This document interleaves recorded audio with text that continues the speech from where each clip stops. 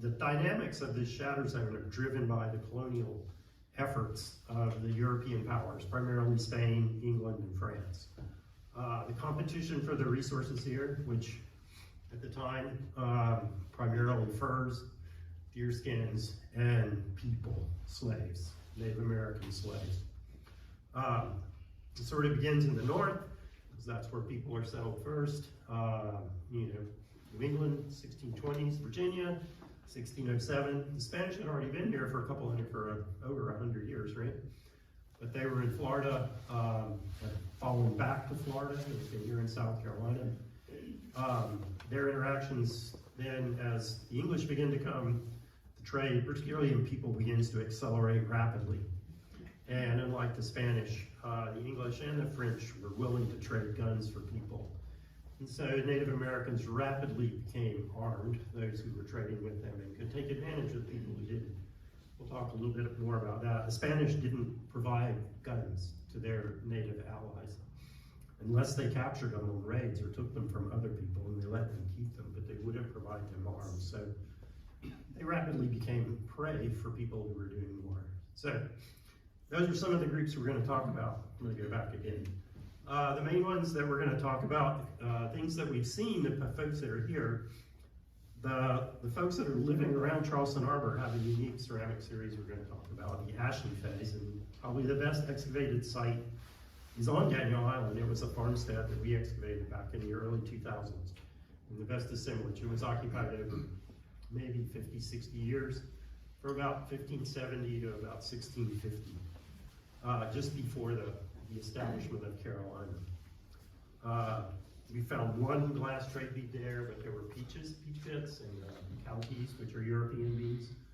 So probably they had access to things that were at Santa Elena. When the Spanish, they had peach orchards at Santa Elena, they were growing crops, and when they abandoned it all in 1580, those things went feral, and things began to spread, particularly peaches. Peaches were a commodity that no one in North America had ever seen before, and they became a big favorite. Spread across the southeast faster than the Spanish could move almost.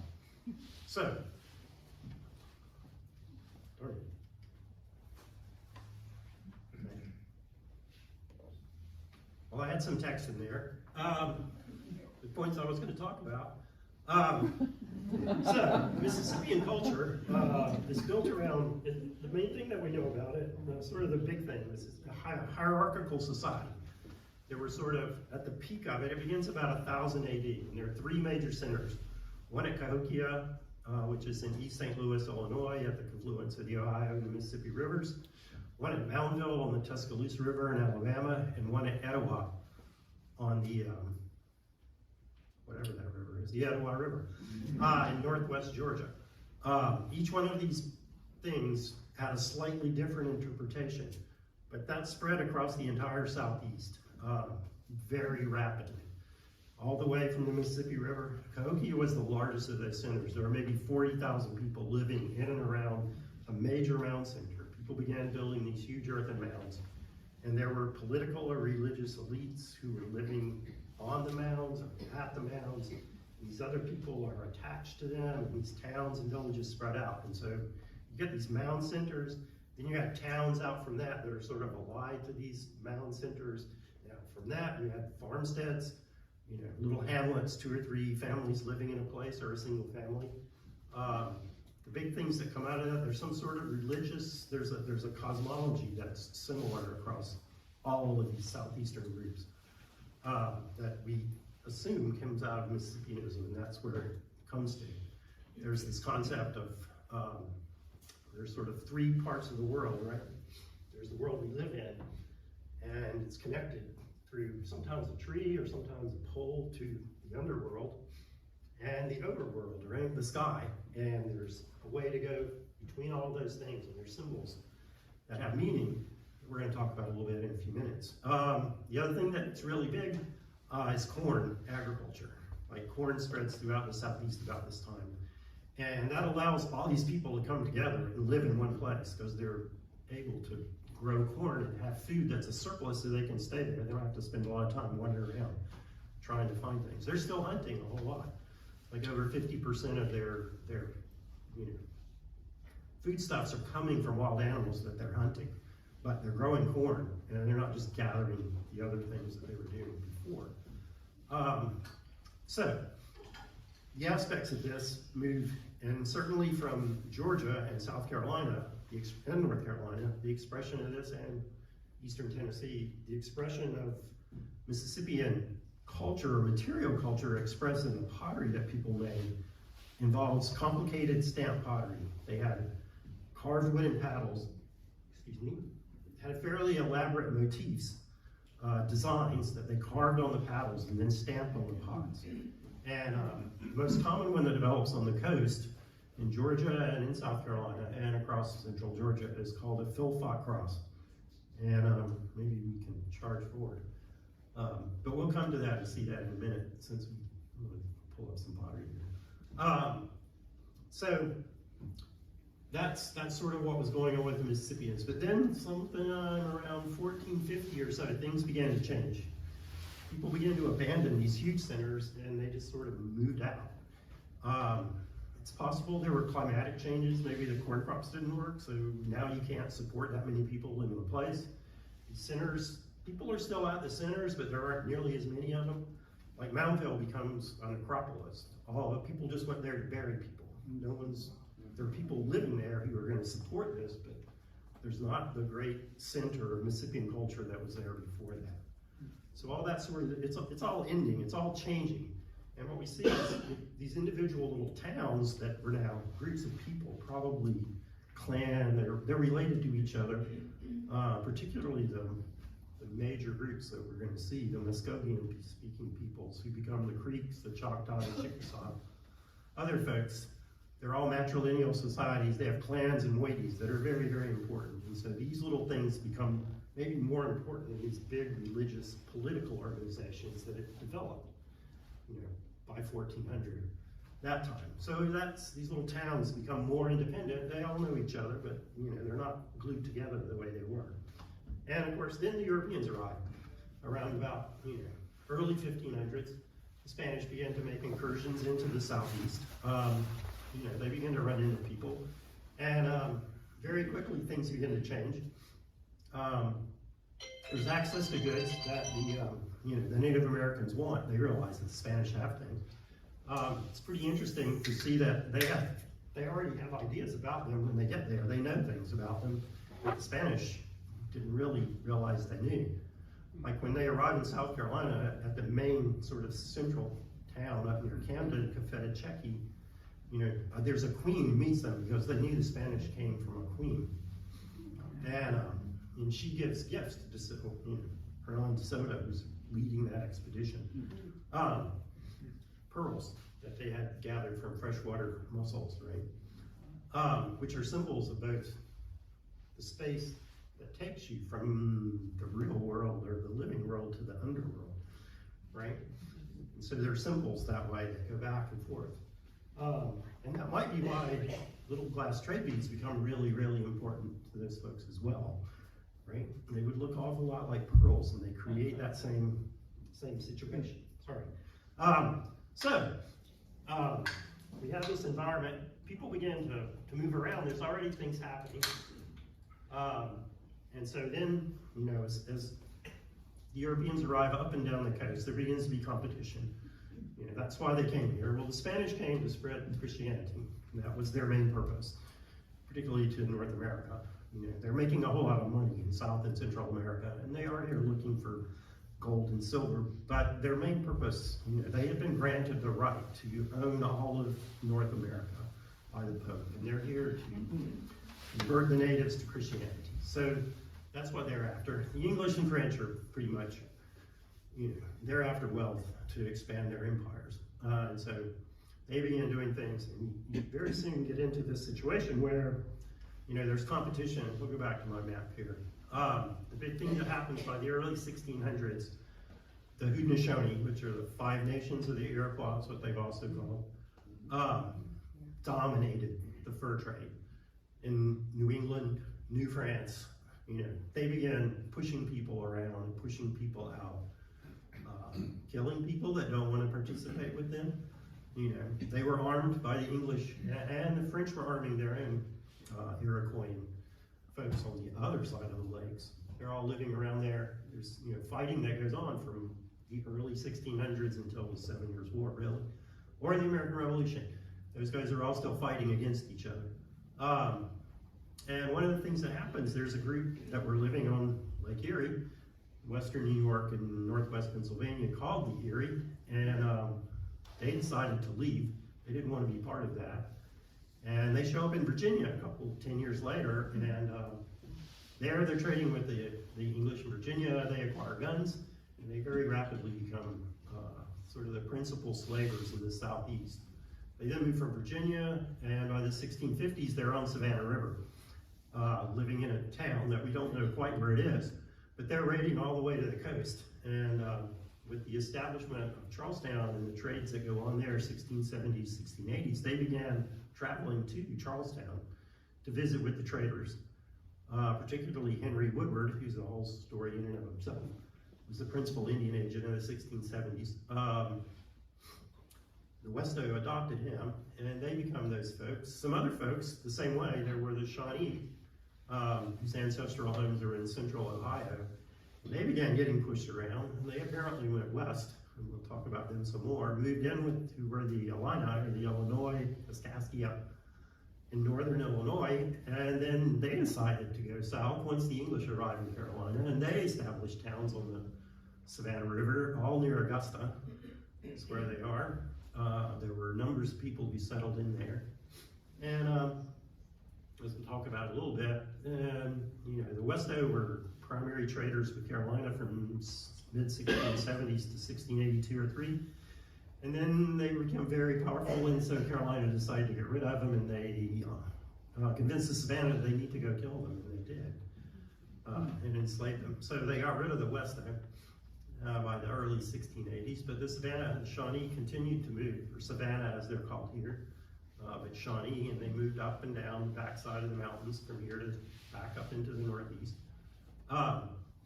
So another group we're going to talk about were the Yamasee, or Yamasee. I'm going to use both those terms. The Yamasee are the people who lived in central Georgia. And if they'd have hung around there, they would have been Creek. They lived very near Mulgee, which is, for the Creeks, is the origin point of the world. That's where the Creeks come from. They came out of the earth there. And the Yamasee were living very close to Mulgee. But around 1650, the Westo showed up and began preying on them, and they didn't have any guns. So they decided to go to the coast and seek refuge with the Spanish. And when they got there, they didn't really like the Spanish very much. They weren't too concerned about becoming Christians, and they didn't like the fact that they had to work a certain number of days to help the friars at the missions, and they wanted to move around. And so they spent about 20 years on the coast and then moved to Carolina. And they pretty well stayed there, and pretty soon thereafter, the coastal Indians, lots of them, the Wali, Mukama, Tamukwa, who lived in Georgia and North Florida, they all moved into South Carolina with the Yamasee, and they become the Yamasee Confederacy is what they're called. And there were 10 towns, 3 towns that were the original Yamasee from central Georgia, 6 towns that were Wali, Mukama, Tamukwans, and later a group called the Yuha who arrived in the early 1700s and moved in with the lower Yamasee.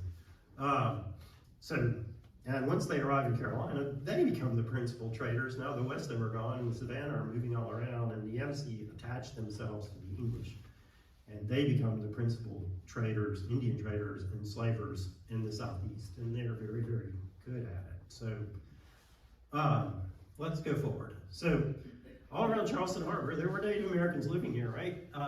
And they have various names. All the names of almost all the rivers are taken from native groups, folks who were living on those rivers. But we've defined a series of pottery that we see all around Charleston Harbor. That's called the Ashley Ceramic Series. And it also defines a phase. It was probably first made 1550s, and it lasts until the early 1700s. And these are examples from the site here on Daniel Island. You can see in the upper left, there's curvilinear check stamp, or curvilinear complicated stamp shirts. That's these designs. And they really liked concentric circles and sort of nines and P's, not really the Philpott crosses. We'll see some of those later on. Then, but over time, the site of Daniel Island, we'll be able to see that they changed and they had more rectilinear stamps, sort of these angles, straight edges and things, and not these curved designs. And two vessels down on the bottom are actually what we call a line block stamp. We'll talk about that some more when we look at the next series. And we think it has meaning. We think it comes out of what's going on to the south and it's influenced here. What you see are these rim strips with these little noted rims. They're very distinctive. It's the way they made pottery. And we think that that's a tradition that carries forward into the early 1700s. Oh, sorry, wrong way. So, next group is the Altamaha ceramic series, and these are associated with the Yamasee Confederacy. This type of pottery, again, it began being made about 1550, and it was made all along the coast of Florida and Georgia by all the Indians who were living there, into along the coast into the Gulf Coast. All the peoples living around the Spanish missions began making this pottery. And it's distinctive. It has these wide folded rims. If you see, there's a big fold at the top of those pots there. This red filming appears on vessels. It's similar to the stuff that they were making before, but they've sort of left out now these curvilinear designs. They go very much to these rectilinear. And line block stamps are sort of a hallmark. So the other things that you can see in as well with the Yamasee are trade goods because they're the principal trade. Here's some things that they had. There's hawk's bells, adornments, the little brass things below those bells. One is a gun part that they're probably wearing. The site that we excavated at Altamaha town, which is the principal town of the lower Yamasee, firearms related things are probably the most numerous of the Euro-American artifacts there. Gun flints, musket balls, other pieces of guns that were broken. Those are little tinkler cones, little brass things above that. People wore them on their clothes, made noise. There's a reckoning counter at the top, which is a device that was used. The traders would lay down a blanket and they used it like an abacus and they moved it along. That one was minted in 1697 in Switzerland. And those are, usually they're called Jesuit rings, but in this case they were given out by the Franciscan friars in Florida. But the Yamasee are raiding the Spanish Indians, so we know that they didn't really want to be Christians, so those were usually given as acolytes or as people approach their coming into the church. And of course, there are lots and lots of beads. So here's on the left is the Philpott cross. So this is that classic sort of Mississippian motif. And you can see almost there's these nines and P's or these arms.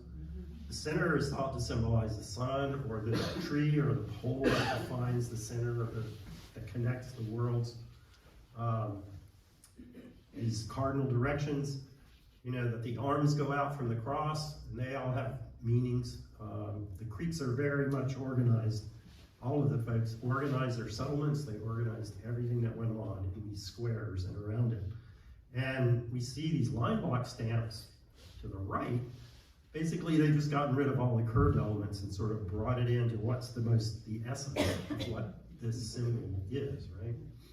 And so we think that's what's happening here. They're giving up a whole lot but maintaining what they think is most important. And here's an example of, looking at the Altamaha series, one of the things I noticed that sometimes they were carved paddles. The entire design is carved in the paddle. Other times they just had straight lines and they stamped it and turned it and stamped it and turned it. And looking at 6 houses that we excavated at Altamaha town, plus another site, Huspa, that we excavated near Gardens Corner, and I was looking at pottery from a Fort King George site, which was a Wally site down in Georgia near Darien. And what we see is that the paddle stamp, where they carved the designs, were more common at Huskatown, which is near Gardens Corner, and Fort King George, which were associated with the Wally, and one house at Altamaha town. Whereas at Altamaha town, all the other houses, this sort of overstamped was more common than the carved paddles. What that really means, I don't know. Is it later in time? Or is it, again, had the Amasi, when they came to the coast, because that's what we're talking about, had they given up carving paddles and now they had to change and go back and make something sort of keep this tradition going. So, let's see. The next thing that we show up are these, we're talking about the Shawnee Savannah. So the pottery that's associated with them is the Danner series. And the thing that makes it distinctive, excuse me, is that it has shell tempering, crushed shell. Either mussel shells or marine shells, probably mussel shells from where they come from. Also, it had its cord mark decorations on the surface. The rims are these notch strips, and they also have these little strap handles. The first time that this was found in South Carolina was at the site of Lord Ashley. Anthony Ashley Cooper had an Indian trading post up on the Ashley River, and some of this pottery was found there. Then an archaeologist, John Marcoux, used to be at Clemson Historic Preservation Program. He's now at the University of North Carolina, Chapel Hill, Research Laboratories of Archaeology. He began looking at this, and there was a site that our company excavated near Augusta that had a whole lot of this shell-tempered cord mark pottery the same. And he then went looking farther afield, and eventually, when the Shawnee moved to Illinois, they're making shell-tempered pottery living amongst the Illinois. And they were making it there. And as it turns out, sort of the expression of Mississippian culture that spread up the Ohio Valley, where the Shawnee would have come from, that was shell-tempered pottery that was being made there. So it looks like the Shawnee retained this sort of concept of this temper, what you mix into the clay so that it dries better, right? Most of the things here on the coast are sand-tempered. The shell-tempered was really different. So we have the Shawnee are maintaining this tradition and pushing through. We think they're, and sort of here's their whole thing going on. The Lord Ashley site at the right, the Riverfront Village or Rays Creek site, which is near Augusta again. There are some shell-tempered pottery that's in the Tennessee River Valley, but it's not part of what this is. It's related to the Cherokee, the people who come later. But you see way out in the northwest of Illinois at two sites, Zimmerman and Standing Rock, and the Illinois Village site. That's where 1,000 of Shawnee moved into the Zimmerman site, about 1620 or 30. So, okay, so now we have the Westo. The Westo are wandering around, and we really don't know much about them at all, but we excavated a site up at the Ponds, which is at the headwaters of the Ashley River, west of Somerville. And there was where the fellow who ran the trading post for Anthony Ashley Cooper at the Lord Ashley site, he got fired for embezzling money from the Lord proprietor, and so he went home and made his pardons, and then he came back and he established a new trading post, which was not legally founded. So he was trading with the Westo, and there we began finding this pottery that has these stamps and these gold rims, and it's this herringbone motif. And probably 30 to 40% of the pottery that we have in a number of features from the excavations are all this motif. We found a half a dozen sherds of that at the site on Daniel Island. They found, again, a couple of sherds at the Lord Ashley site.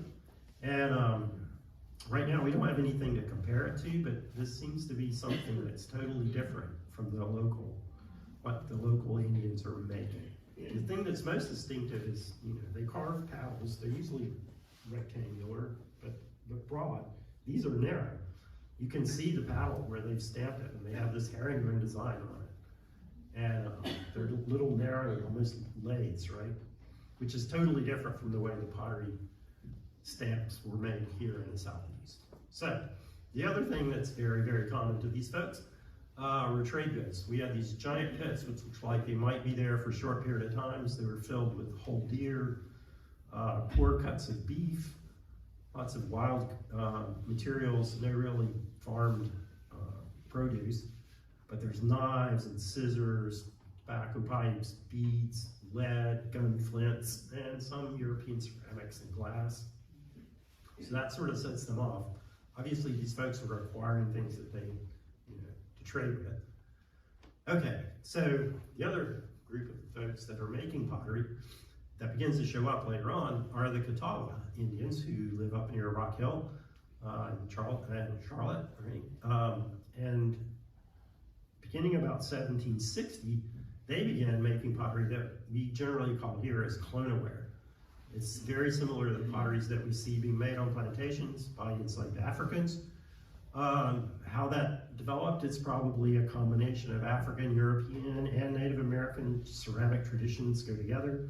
Everyone's learning from each other. There were lots of Indian slaves in the late 17th century in Carolina, and there soon are lots of African slaves. And the traditions that go with that. The thing that offsets the Catawba pottery, though, it's highly burnished, and there's lots of paint that begins to show up. And they actually were using sealing wax to create the colors, and they would come to Charleston to acquire sealing wax. And while they were here, they would make pottery and sell it to plantations and other folks. And their pottery is very, very distinctive, and when you see it, it's pretty obvious. And this is from a site that we're going to talk about next. So this shatter zone, we had all these people who are trying to adapt, and it sounds, there were populations were being affected by disease, although the first real epidemics don't spread across the Southeast until the 1660s, right before the founding of Carolina. There's several more by 1700, but you have people moving together. You sort of suddenly are now getting these multi-ethnic communities, people who are surviving. So you have this going on, but you begin to see these folks, they're not without agency. Groups like the Westo, they decided they didn't want to be part of the Haudenosaunee system, so they packed up and left. And by the time they get to the Southeast, after 20 or 30 years, they're very adept at controlling their own destiny and attaching themselves to Carolina in order to be successful. The Yamasee do the very same thing. They're refugees from central Georgia. They wind up on the coast. They get preyed on again by several other people. And finally, in the early 1680s, decide they've had it with the Spanish, and they come to Carolina, and they make themselves into, something that is the most powerful group in the Southeast, and it drives everything that happens going forward. Without them, the groups that we know probably would not have coalesced that we talked about, the Creeks and the Choctaw and the Chickasaw.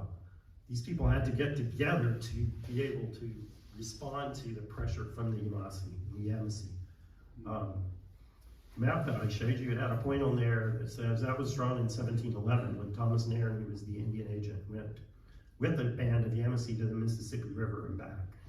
He mapped the French and English Indian settlements and Spanish Indian settlements. There's a note that runs from Appalachia all the way to the St. Johns River, and it says there are no Indians living in Spanish Florida from here to the peninsula, to the tip of the peninsula, outside the Spanish missions. So the Yamasee had driven all of the Spanish Indians into the Spanish towns, taken them, sold them into Carolina as slaves, or killed them, and were pushing them. And that lasted until 1715, right? And then the Yamasee War breaks out. The Yamasee thought they were being mistreated by the Carolinians, and so they decided to try to do something about it, and they staged a war, which was highly unsuccessful. And they leave Carolina and never return, other than to raid over a time. Although there are still some folks who are descendants of the Yamasee, who live in various communities that are scattered about. So after the Yamasee War, we begin to get what the locals, the Carolina government began to call settlement Indians, and they were the folks who were living inside the space that was the settlement of the colony. And they're tiny little groups of people. Their descendants still live with us today in these groups. In small places, they got pushed out of the way. And there's been a lot of talk amongst archaeologists, like, what might these folks look like? And we were fortunate to dig a site up near Somerville again, where we pretty sure that we have Native Americans living in about 1810 to 1830. They are making this colonaware, which is this sort of A-tempered, highly burnished, low-fired earthenwares, but it's all red filmed or slipped. It has almost paint on it. It has these distinctive foot rims, and the rims are quite distinctive the way they're made. The other thing that they have at this particular site that set it off, we first found it, they're like 17th century beads. It's like all the other artifacts that we have, except for these beads, date from 1810 to 1830. And then there's beads that date from 1650 to 1700. And it's like, why are these beads here? Right? What does that mean? And so we think that these are like heirlooms, right? These are things that they had, that people had. These things were very, very important. The volume of beads in these Yamasee sites from the late 17th and early 18th century is astounding. I mean, we recovered, without trying too hard, probably on the order of tens of thousands of beads. And it's the same that's been found in the Spanish sites to the south and the sites that are in New England and to the west as well. Beads were really, really big deals. So there's these beads that are all hanging around for a long, long time. And we couldn't quite figure this out. Also, the European wares that they acquired were a bit more expensive than we'd expect from a slave settlement. They were types that would have cost more. So we began digging, and also where this location was, there obviously were people living there, but they don't show up on any plats of the plantation that the property's on. And we began looking at some census records, and there were people enumerated as free persons of color, free people of color. But their last names were Fox, and I'm just trying to remember the other names that are very common amongst the Santee and Edisto and the folks who live in that same area, Round Oak, Colleton, Dorchester counties to Berkeley County, all between the Santee and the Edisto River. Surnames that are common amongst Native Americans in that area today. So we're pretty sure that these were the folks that, these are what became settlement Indians. And they also had that Catawba painted wares were there as well, so they were acquiring that material. And it might be the first time that we've actually seen them. So I guess what our point was when we're trying to say all this is that, people, they maintained things that were traditional things that were going on. There were traditions of their making pottery that they maintained and kept with them little elements of it each time. Yamasee, when they came to the coast, they began making the pottery that the folks on the coast were making. It's not the same that they were making when they were living in the interior.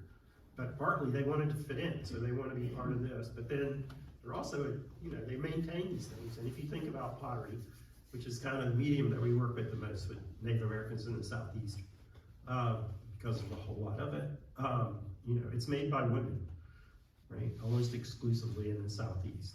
And so these are household artifacts. These are things that these symbols are going to be there to help inculcate children, to teach people who you are, your identity, and how you're going to go forward.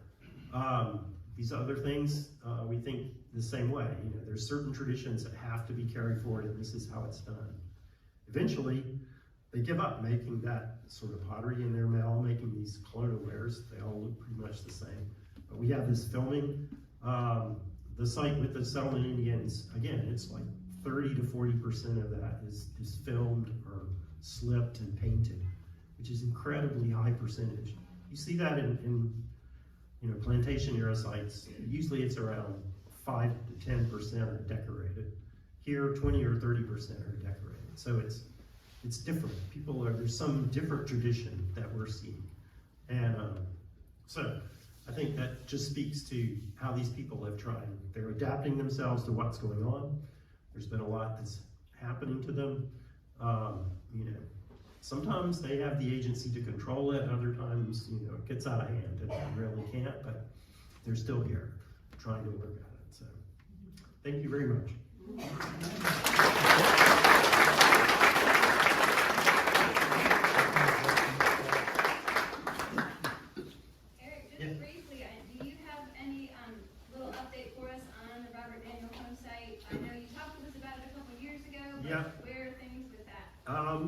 We're pretty much about the same place, unfortunately. I was starting to work on it again in the fall, and I started writing up the artifacts and stuff, but we haven't really progressed past that. It's kind of more things just keep coming in, so we're trying to get back to it. I still have the same things that were there before. They're still on the end of this presentation. But I was gonna see how much time there was, if we could go forward. I know the one thing that you guys were interested in, did we find parts of Daniel's settlement?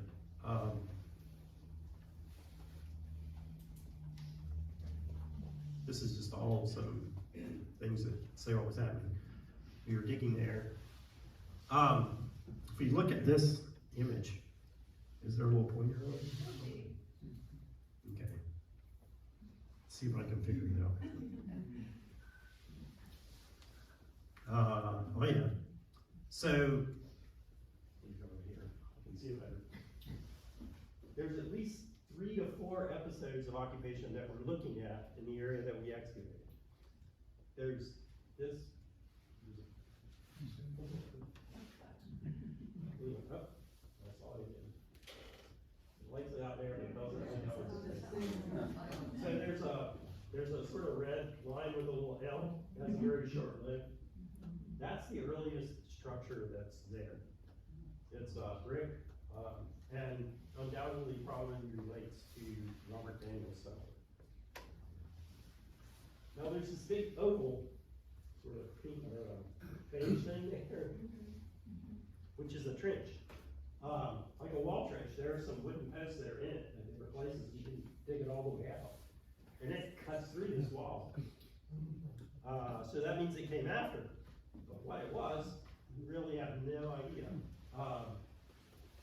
Then there are some just ditches that are running in there. The other thing, there's a U-shaped foundation, red foundation of brick.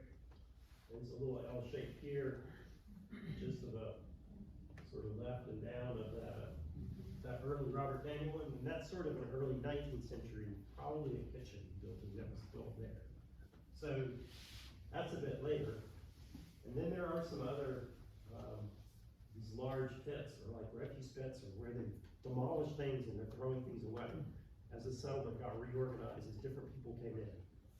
Daniel, right? Daniel lived here from the 1670s until, well, he dies in 17. 19? Yeah, 19, I think that's right. And his son actually had already died. So his grandson, or his wife lived there until she died. He had built a house for his son to the south. His wife lives there with his grandson. And then the grandson's son, I think, lives here into the 1740s, and then they sell all the property. And from there going forward, various people come and they change the settlement and reorganize it a bit. And so we haven't really found, Robert Daniel's house yet. There is a large structure that's still towards the river from where we excavated and where that big building was built in there. That has a very large foundation. It is highly likely that that is, a large house, like a planter's house. And it's possible that that is Daniel's house. There's also a possibility that it's eroded into the river, because the riverbank there is with, it's been cutting back for quite some time. And there were scatters of artifacts, including rather large brick clusters out in the water at one point. The cemetery, the same thing, up at the Lacine site to the north. That whole cut bank of the river there has been eroding in. So things are being lost into the river. But so that's pretty much where we are. I was going to start looking at pulling those things apart. One thing I will say, I guess I did, I had started, really not related to Robert Daniel, but we found a fair bit of Ashley series pottery at the site we were excavating as well. And I sort of went on an expedition to see just how much of it there was. I know that when Martha Zierden excavated up at Lacine Plantation at BK 202 underneath I-526, they had a big concentration of it there in one of their excavations. Excuse me. So I began looking at all the sites that we'd identified on Daniel Island to see if we'd identified Ashley pottery. And we had what we called Mississippian complicated stamp pottery. Without giving it any sort of type name. There are sort of 2 series that go before the Ashley, which are Savannah and Irene. They look alike, and they're, Ashley is derived out of them, but they're quite different. When you see them, you would be able to tell them apart. We didn't identify them, so my guess is that actually probably almost every site that we identify on Daniel Island has Ashley series pottery on it. So there probably were these little farmsteads, little families living all along, usually the perimeter of the island is where the sites are, where people were living close to the Wando or the Cooper and the marshes. And, so they were living there, and they weren't there during the earlier times when they may have been in these bigger villages. Like, sort of the biggest Mississippian site that we know was at Charlestown Landing. There was what's down south you dug there called a moundless ceremonial center. There were people being buried there. There was a necropolis. There was a palisaded enclosure that had buildings inside of it where they dealt with dead people. And then they had burying spaces. There were houses probably outside that compound, but that's abandoned. And then later on, it looks like the Ashley phase, the Kiowa Indians supposedly were living there and making Ashley pottery when the English arrived. Right? They supposedly give them their village and they move out to the islands. Right? So, yes. Well, was this pottery, was it for everyday use, or are there other purposes, like ceremonial or trade or whatever? Well, I mean, most of the pottery that we look at is for everyday use. Certainly the Mississippian culture, they had a vast, probably 30-some different vessel forms that they're making. Storage, cooking, service, eating things. Some of those are going to be ceremonial. There's going to be things that are done with that. We don't think that they're trading pottery so much, although that's hard to say. It seems that people like to make their own pottery and they keep it, and they don't trade it to someone else for their pottery.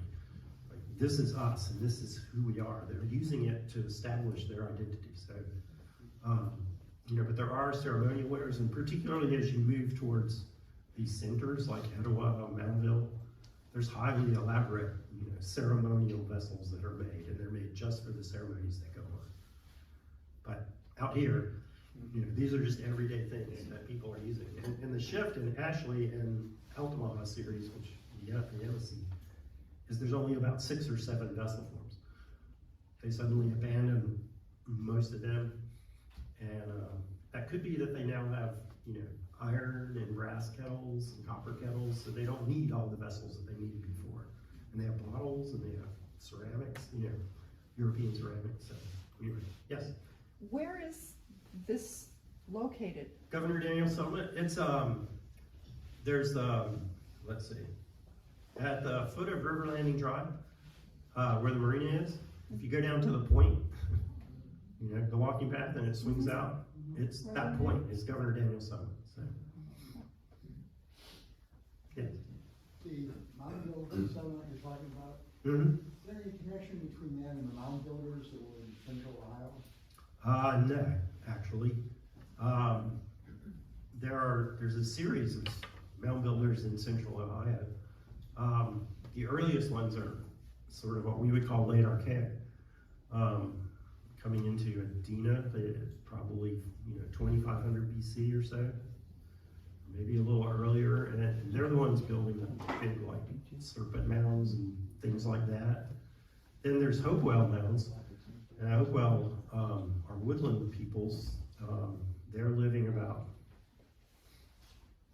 maybe a few hundred years before late BC into up to about 500 AD. And they build really elaborate mounds and mound complexes. Very interesting people. They're a whole different thing if you wanted to look at it. If you think about the Adena, those mounds, the same thing that's going on here is that people are building shell rings on the coast, right? So and if you're in the lower Mississippi River Valley, they're building giant mound complexes at the same time. So there's something going on. 5,000 years ago, people all got together and decided to build big things. and then it all goes away for a while and it starts coming back. But Mississippian mounds, they start about 1000 AD across the southeast and they begin to be built.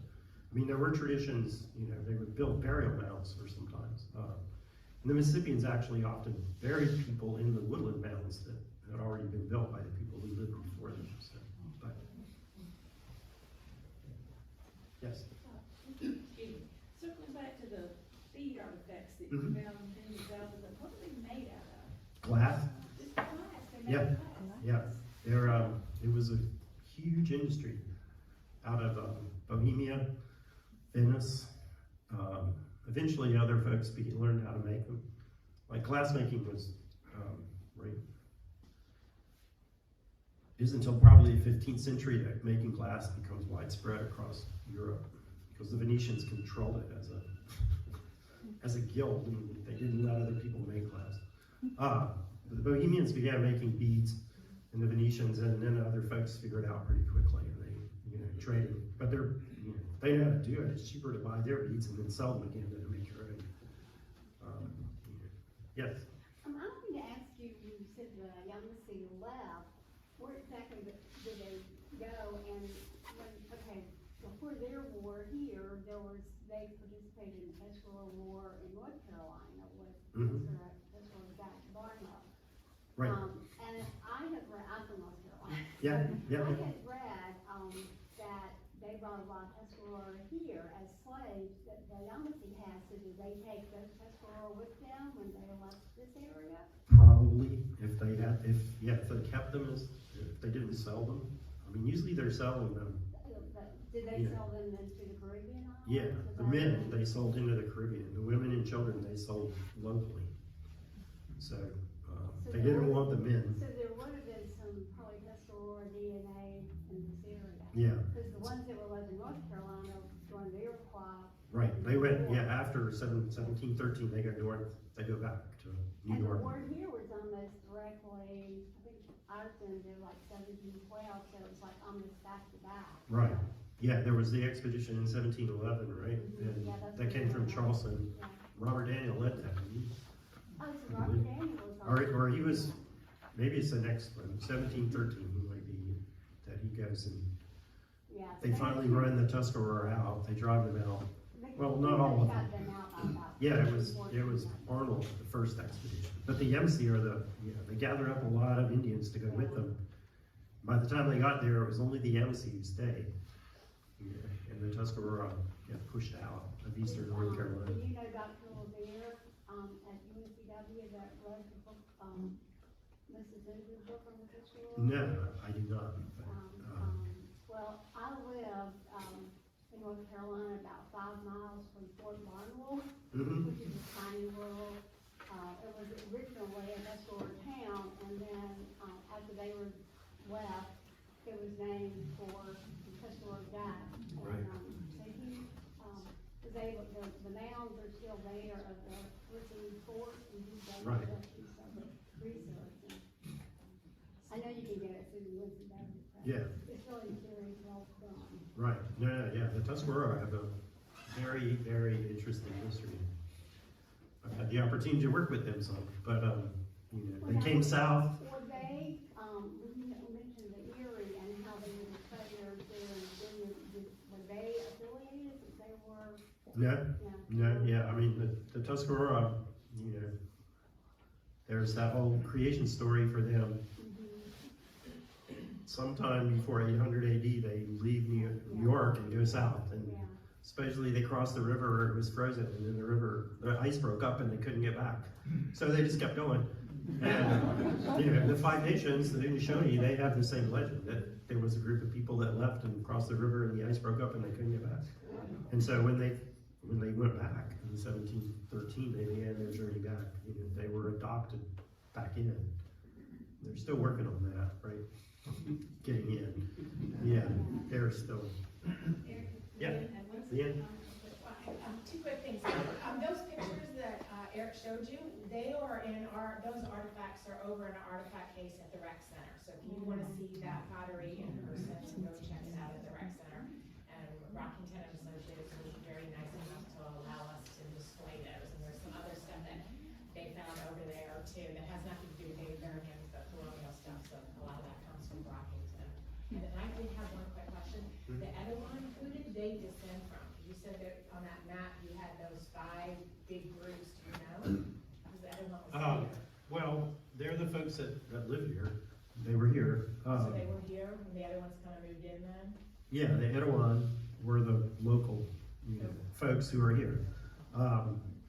We're not sure if how they're related to, to the south. Like we said, there's these major linguistic groups. To the south are the Muskogeans, to the west, Creeks, the Gwali, the Wakama, and the Chickasaw Choctaw are all Muskogee groups, sort of this central Mississippian thing that's going on. The Catawba are Siouan speakers, and most of the Native Americans in the Piedmont and the coast of South Carolina, interior North Carolina, and Southern Virginia were Siouan speaking Indians. You got the Tuscaroras sandwiched in there, who are Iroquoian speakers, and the Cherokee are Iroquoian speakers as well, right? They're related to those groups. Then you have the other major languages that are less represented here. The Shawnee are Algonquin speakers, and there were Algonquin peoples down the coast, North Carolina, Virginia, and as you go up, more and more Algonquin is the language that's spoken, other than the Iroquoians. And there's a whole variety, besides the Haudenosaunee, there's dozens of Iroquoian speaking groups who lived, in central Pennsylvania, into New York, into southern Canada, Huron, Wyandot, those folks were the French Indians that the Haudenosaunee did away with in the French and Indian War, right? Thank you so much, Dr.